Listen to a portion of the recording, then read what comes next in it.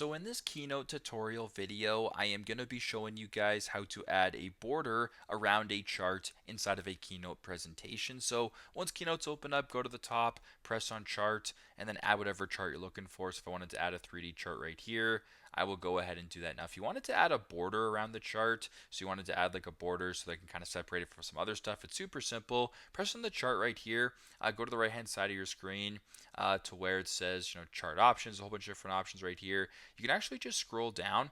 Actually, let me just change this up. Let's go to chart right here. I'm just going to add a 2D chart. Very basic like this. So some charts allow this, some charts don't. So on 2D charts, you can press on the chart right here where it says chart options. You can press on border, just like that. And once you have a chart here, you actually do have a border around your chart, so it's a little bit easier to separate itself. So some charts this works for, some charts it doesn't. So you have to go ahead and see sort of what you can do here.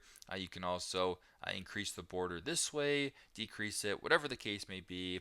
That is completely up to you. So very simple, very straightforward, but that is how to add a border around a chart here on a Keynote presentation. Thanks again for watching, and I hope this video helps.